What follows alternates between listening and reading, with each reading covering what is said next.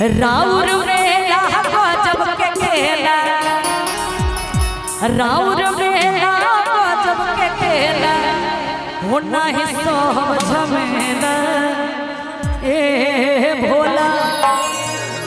विश्व का सबसे प्रसिद्ध मेला है सावन मेला, जो 1 महीने का लगता है कि नहीं? तो जो भोलेनाथ से कुछ ना कुछ मांगने के लिए आए हैं, जरा दोनों हाथ उठाइएगा और तारीफ जाके 1 2 3 4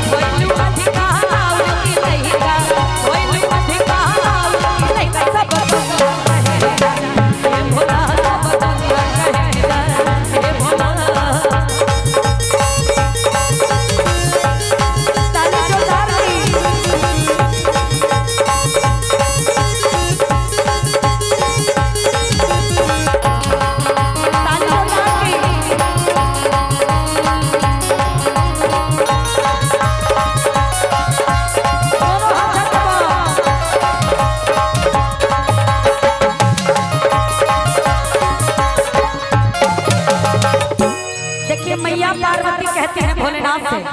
आप लोग पूछिए कि क्या कहती हैं? ध्यान इधर है, तेरा ध्यान किधर है भोले बाबा इधर है। एक बार दोनों हाथ उठाइए। देखिए मैया पार्वती कहते हैं भोलेनाथ से, पूछिए कि क्या कहती हैं? कि रहुआ त भांग खाई धुनिया रमाई, सब देखे चेला भोला। तो जो बाबा के चेले हैं जरा दोनों हाथ उठाइए। कहाँ से बम? बोकारो बम। इनकी ओर से 100 रुपया मिला है। भोलेनाथ आपकी मनोकामनाओं को पूर्ण करे। एक बार दोनों हाथ उठा के बम।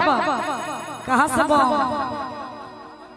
मध्य प्रदेश MP वाले की ओर से 21 रुपए का आशीर्वाद, बहुत बहुत धन्यवाद। आइए दोनों हाथ उठाकर कहेंगे कि रउआ भांग खाई धुनिया रमाई, सब देखे छिला भोला। और कैसे मरवन माने सबे पाने, मरवन माने सबे पाने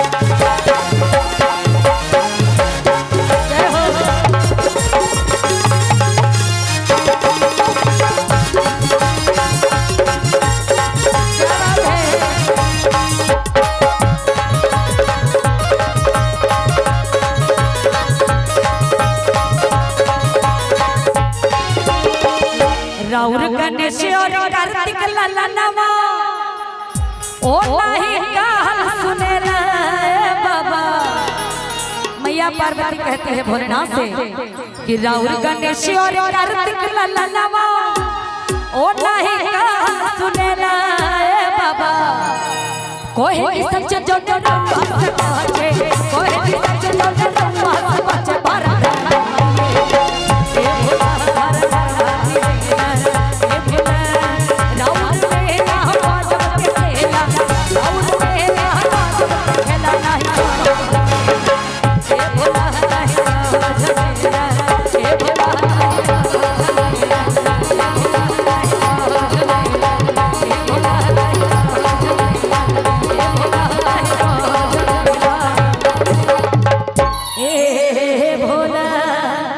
बोलिए हर हर।